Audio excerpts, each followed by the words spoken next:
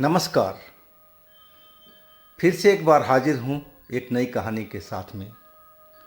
मैं हूँ राज। आप देख रहे हैं हाईवे 33। दोस्तों, आज की जो कहानी हमें मिली है, भेजने वाले हैं, उनका नाम रमेश है। रमेश जी एक ट्रक ड्राइवर हैं और राजस्थान के जयपुर के पास के रहने वाले हैं। और ये जो घटना घटी है रमेश जी के साथ नहीं, उनके पिता के साथ में। उनके पिता भी एक ट्रक ड्राइवर थे। तो क्या घटी थी घटना, क्या हुआ था उनके साथ में, ये जानने के लिए चलते हैं इनकी इस कहानी में। लेकिन दोस्तों, अगर आपने अभी तक मेरे चैनल को सब्सक्राइब नहीं किया है तो कर लीजिए और साथ में बेल आइकन को दबाना ना भूलिएगा। और हाँ दोस्तों, अगर आपके पास भी कोई इस तरह की घटना है जो आप मुझे भेजना चाहते हैं, सुनाना चाहते हैं, तो आप मुझे इंस्टाग्राम पर या मेरे व्हाट्सएप नंबर पर अपनी कहानी को शेयर कर सकते हैं। तो चलते हैं आज की कहानी में। दोस्तों, मेरा नाम रमेश है। मैं एक ट्रक ड्राइवर हूँ। मैं समझता हूँ कि ट्रक ड्राइवरी में क्या क्या होता है। हम लोग रात दिन की परवाह नहीं करते। बारिश हो, आंधी हो, तूफान हो, अंधेरा हो, हम लोग चलते रहते हैं। हमारा लक्ष्य जनता की सेवा ही करना है, एक जगह से दूसरी जगह माल पहुंचा करके। हाँ, हम इस काम में लगे रहते हैं। लेकिन हम लोग के साथ में कभी कभी ऐसी घटना हो जाती है जो खुद पर यकीन नहीं होता कि ऐसा भी होता है क्या। ये जो घटना है मेरे पिताजी के साथ में घटी थी जब वो 25-26 साल के रहे होंगे और अपने मामा के ट्रक पर ड्राइवरी का काम सीख करके उन्हीं के ट्रक पर काम कर रहे थे। आप जो पिताजी के मामा जी थे वो थोड़ा नशा पानी भी किया करते थे, भांग का इस्तेमाल करते थे।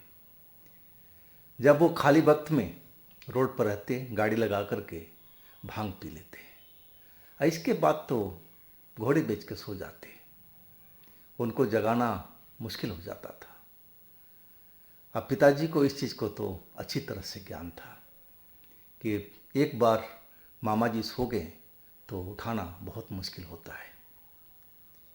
लेकिन लाइफ है, चलती रहती है, कोई काम रुकता नहीं है। अब एक रोज़ हमारे पिता और पिताजी के मामा जी एक लंबे सफ़र पर थे। ट्रक में माल लोड था और एक घने जंगल के बीच से गुजर रहे थे। आधी रात का वक्त था। और जो ट्रक चला रहे थे मेरे पिताजी, और मेरे जो पिताजी के मामा जी थे वो आराम कर रहे थे। और अचानक ट्रक झटका दे दे करके रुक गया। पिताजी ने बहुत ट्रक को स्टार्ट करने की कोशिश किया, लेकिन ट्रक स्टार्ट तो होता था लेकिन फिर रुक जाता था। आखिरकार आराम करते हुए मामा जी को पिताजी ने बताया कि ट्रक स्टार्ट नहीं हो रहा है। अब पिताजी के मामा जी भी यानी मेरे नाना जी होंगे, अब वो इस काम में जुट गए, देखने लगे कि आखिर ट्रक में हुआ क्या है। लेकिन उनको भी कुछ समझ में नहीं आ रहा था कि हर चीज़ तो ट्रक में सही था। बैटरी भी सही थी, तेल भी पूरा था, इंजन के जो इंडिकेटर थे सब कुछ सही बता रहे थे। तो आखिर इस ट्रक में हुआ क्या, और वो भी घने जंगलों के बीच में। और कहा जाता था कि इस रोड पर इस वक्त में कोई ट्रक अकेले नहीं गुजरता था। लेकिन हमारे जो नाना जी थे वो डरते नहीं थे, ना भूत प्रेत को मानते थे, तो उनको यकीन ही नहीं था कि संसार में भूत प्रेत भी होते हैं। और वही शिक्षा मेरे पिता को भी दिए थे कि भूत प्रेत से कभी डरा मत करो, भूत प्रेत इस दुनिया में होते नहीं हैं। खैर, दोनों लोग अपने काम में जुटे रहे, लेकिन ट्रक तो स्टार्ट नहीं हो रहा था। आखिरकार दोनों लोग समझ गए कि अब इनके बूते की बात नहीं है, अब इनको कहीं से मदद लेनी पड़ेगी। लेकिन मदद रात में कैसे लेंगे भाई? रात में तो जगह बिल्कुल सुनसान पड़ी थी, कोई भी सवारी आती जाती दिखाई नहीं दे रही थी। अब जब को जो काम होना था वो तो अब दिन के उजाले में ही होना था। अब जो नाना जी थे वो कहने लगे मेरे पिता से कि देखो अब आराम किया जाए, अब कोई रास्ता बचा नहीं है, हमने देख लिया ट्रक सुधर नहीं रहा है, अब तो जो होगा सुबह ही होगा, तो क्यों हम लोग अपनी नींद खराब करें।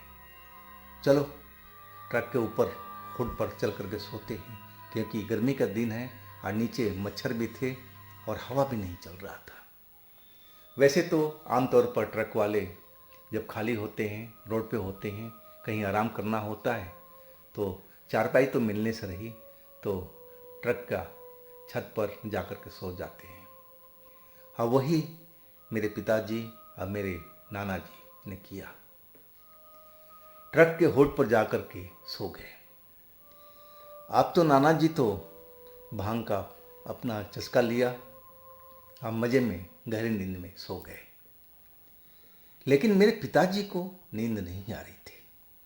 आसमान में तारे देखते हुए और सोने का यत्न कर रहे थे, लेकिन नींद उनकी आंखों में नहीं आ रही थी।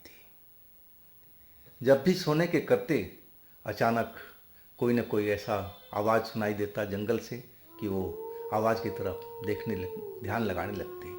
अब जंगल तो था ही, तो उसमें जानवर तो रात में चिल्लाएंगे ही, कोई गिद्दड़ चिल्ला रहा है, कुछ भेड़िया चिल्ला रहा है, किस्म किस्म का जानवरों की आवाज़ उसमें सुनाई दे रही थी।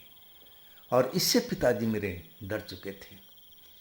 पास में लेटे नाना जी को देखे तो घोड़े बेच के सोए हुए हैं, उनको तो कोई असर ही नहीं है कि डर नाम का चीज़ होता क्या है। आखिरकार धीरे धीरे मेरे पिताजी को आंखों में नींद आ गई। अब कुछ ही देर हुए थे उनको सोए हुए, तभी लगा कि उनको कोई स्पर्श कर रहा है। अब हाथ का स्पर्श, मुलायम हाथों का स्पर्श उनको महसूस हुआ तो उनकी नींद झटके से खुल गई।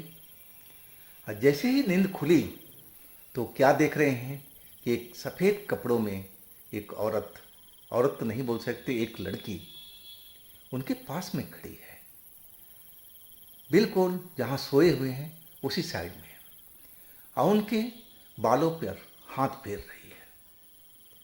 अब ये देख करके मेरे पिताजी एकदम डर गए कि आखिर ये लड़की इस रात में और इस जगह पर ट्रक के होड पर, जो काफ़ी ऊंचा होता है, चढ़ने में भी कठिनाई होती है, और ये लड़की कहाँ से आ गई।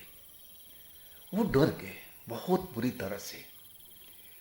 कहने लगे तुम कौन हो तुम, और तुम मेरे बालों को क्यों छू रही हो, जाओ यहाँ से, भाग जाओ, कौन हो तुम। लेकिन वो लड़की उनकी तरफ देखती हुई मुस्कुरा रही थी। अब पिताजी बिल्कुल उस लड़की को देख करके सहमचा गए थे कि आखिर ये लड़की आई कहाँ से, कौन है ये लड़की।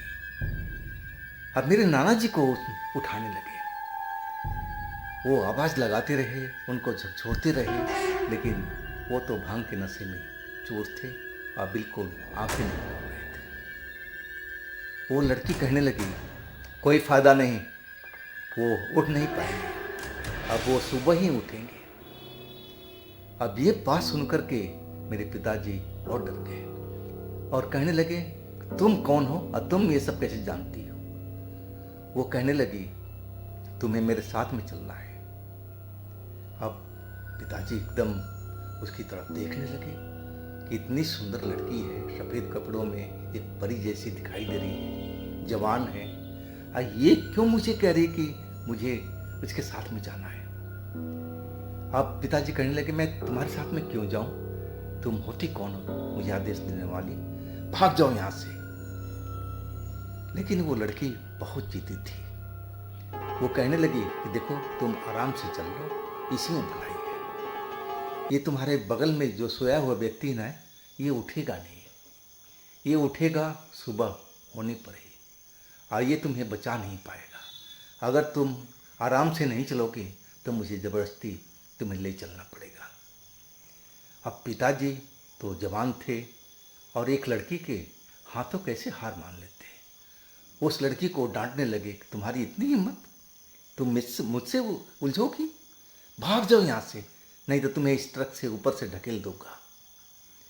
लेकिन वो लड़की बहुत जिद्दी थी, और वो पिताजी के हाथ पर जैसे ही उसने छुआ, अब ऐसा लगा पिताजी को कि जैसे बिजली का करंट पूरे सारे शरीर में फैल रहा हो। एक अजीब सी कपकपी बोल सकते हैं उसको, ऐसे ही महसूस हुई थी सारे शरीर में। और जब ऐसा हुआ तो जैसे लगा कि पूरा शरीर कांप करके रह गया है, और अब बिल्कुल उनका हाथ पैर जैसे लग रहा था कि मूवमेंट नहीं कर रहा हो, एकदम फ्रीज हो गए हैं। और उसी वक्त वो लड़की का चेहरा मोहरा सब कुछ बदल चुका था। जो सुंदर लड़की थी अब एक काली कलोटी औरत की तरह दिखाई दे रही थी। बिखरे हुए बाल, चेहरा भी भयानक, आंखें लाल लाल दहकती हुई। प्यार से चलता तो मैं तुझे प्यार से लेके चलती, लेकिन अब तुझे जबरदस्ती लेके चल रही हूँ। अब तो कुछ नहीं कर पाएगा। अब फिर अचानक पिताजी को ऊपर बेहोशी छाने लगी। अब कुछ ही देर में पिताजी होश खो बैठे थे। जब वो होश में आए तो क्या देख रहे हैं कि एक घास फूस की झोपड़ी के अंदर में वो जमीन पर लेटे हुए हैं। अब बाहर में किसी पुरुष की आवाज़ सुनाई दे रही है, जैसे कोई पूजा पाठ कर रहा हो। मंत्र की आवाज़ सुनाई पड़ रही, जैसे कोई साधना कर रहा हो, कोई पूजा कर रहा हो। अब पिताजी जैसे होश में आए, उनको लगा कि ये कोई बुरा स्वप्न देखे हैं, लेकिन इस झोपड़ी को देख करके उनको हकीकत का पता चल गया कि जो कुछ उन्होंने देखा महसूस किया है वो कोई स्वप्न नहीं है, हकीकत है। वो लड़की सही में उनको किडनैप करके और यहाँ तक ले आई है। आखिर उस लड़की का मनसा क्या है, और वो सुंदर लड़की अचानक इतने बिढंगे चेहरे में कैसे बदल गई, इतना चेहरा उसका भयानक कैसे हो गया। यही सब सोचते हुए आप बाहर ध्यान लगाने लगे कि आखिर मैं किस जगह पर हूँ।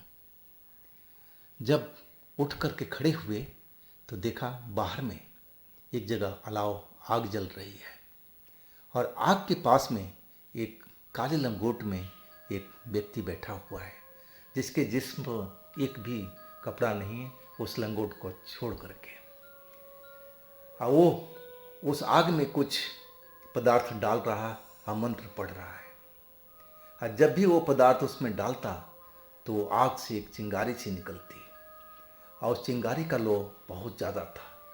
और उस लो के उठते ही पिताजी ने देखा कि वो उस आग के उस तरफ में थोड़ी दूरी पर 4 लड़कियां वही सुंदर सुंदर सफ़ेद कपड़ों में दिखाई दे रही है, और उनकी निगाहें उस आग के ऊपर में टिकी हुई थी। अब पिताजी को समझते देर नहीं लगी कि ये किसी तांत्रिक या अघोरी के जाल में फंस गए हैं। और वो जो लड़कियां हैं ये कोई मामूली लड़की नहीं है, ये कोई चुड़ैल है या कोई आत्मा है जो अघोरी ने उनको बस में कर रखा है। अब ये सब देख करके पिताजी बिल्कुल डर चुके थे।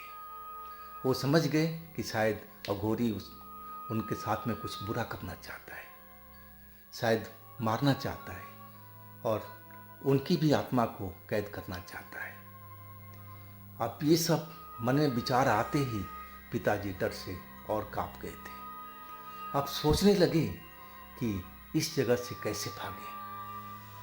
आगे में अघोरी तंत्र साधना कर रहा है, और वो चारों लड़कियां आग की दूसरी तरफ बैठी हुई है, उनकी भी निगाह इसी तरफ है। झोपड़ी का दरवाज़ा बिल्कुल सामने ही खुल रहा है जहाँ वो अघोरी बैठा हुआ है। लेकिन वो जो झोपड़ी थी घास फूस की बनी हुई थी, उसकी दीवारें भी घास फूस की थी और उसका तोड़ना बहुत आसान था। पिताजी सोच रहे थे कि पिछली जो दीवार है घास फूस की बनी हुई है उसको तोड़ करके बाहर निकल जाए, लेकिन तोड़ते टाइम भी आवाज़ हो सकती थी और आवाज़ से वो अघोरी तांत्रिक सचेत भी हो सकता था और वो सामने बैठी हुई 4 लड़कियां वो भी सचेत हो जाती। तब तो पिताजी को भागना मुश्किल हो जाता। अब वो इंतज़ार करने लगे उस घड़ी का कि जब मौका देख करके उस जगह से वो घास फूस की दीवार तोड़ करके भाग सके। अब वो मौका अब आ चुका था।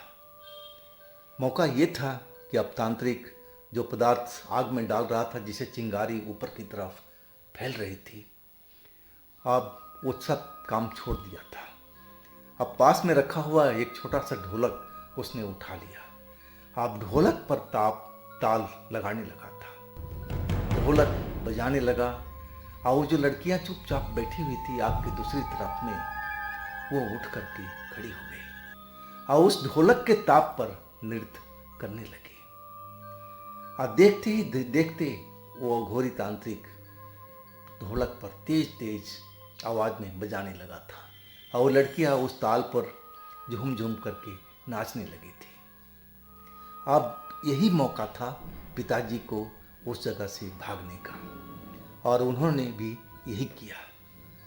वो पिछला घास फूस का जो दीवार था उसको आराम से दोनों अपने हाथों से तोड़ दिया, धीरे धीरे करके। इतनी जगह बन गई कि उसमें से पिताजी निकल सके और उन्होंने ऐसा ही किया। जब वो झोपड़ी से बाहर पीछे निकल गए तो देखा तो वो तो जंगल के बीचों बीच, जंगल के बीच में है। हर तरफ जंगल ही जंगल दिखाई पड़ रहा था। आखिर भागे तो किधर भागे, लेकिन वो रुके नहीं उस जगह पर। अपनी नाक के सीध में उन्होंने भागना शुरू किया। बार बार पीछे देखते हुए जा रहे थे कि अघोरी तांत्रिक कहीं उनके पीछे तो नहीं है और वो 4 लड़कियां उनके पीछे तो नहीं लगी हैं। लेकिन ऐसा नहीं था, अभी भी ढोलक की आवाज़ सुनाई दे रही थी जोर जोर से और शायद वो लोग नाच में, नृत्य में मग्न थे। अब पिताजी दौड़ते हुए उस जगह से निकलने की कोशिश कर रहे थे, लेकिन आगे आगे में जितना दूर वो निकलते जाते जंगल पीछा नहीं छोड़ रहा था। वो बीच जंगल में शायद पहुंच गए थे। हर तरफ अब उनको जंगल, ऊंचे ऊंचे पेड़, छोटे पेड़, हर तरफ का पेड़ दिखाई दे रहे थे। जंगली झाड़ियाँ हर तरफ फैली हुई थी। अब बीच बीच में गिद्धड़ों की आवाज़ उनको और डरा देती थी। जैसे लगता था कि कहीं पास में ही गिद्धड़ उनके साथ साथ चल रहा है ताकि मौका पा करके उनके ऊपर में हमला कर सके। अब इस चीज़ से पिताजी और डर गए थे। वो संभल करके आगे की तरफ चल रहे थे और पीछे भी देखते जा रहे थे कि हमारे पीछे कोई तो नहीं आ रहा है। लेकिन पीछे नहीं था, लेकिन वो एक घने जंगल के बीचों बीच फंस गए थे। लाख कोशिश हमारे पिताजी ने कर लिया था, लेकिन उस जंगल से निकल नहीं पा रहे थे। अब वो थक करके बेहद चूर हो चुके थे। अब उनसे बिल्कुल चला नहीं जा रहा था। आखिरकार निढाल होकर के एक पेड़ के तने के पास बैठ गए। अब सोचने लगे कि अब रात में तो कुछ नहीं हो सकता, अब जो होगा सूरज निकलने के बाद ही हमें पता चल पाएगा कि मैं किस जगह पर हूँ, तभी कोई रास्ता ढूंढ पाऊंगा। तभी थकावट उनको हुई पड़ी थी और थकावट में उनकी आंखें बंद होने लगी। जैसे ही आंखें उनकी बंद होने लगी, उनको लगा कि सामने में कोई एक सफ़ेद कपड़ों में कोई लड़की खड़ी है। और जैसे ही लड़की को उन्होंने अपने बंद आंखों से होते हुए देखा तो बिल्कुल डर गए। उनको लगा कि अब वो पकड़े गए।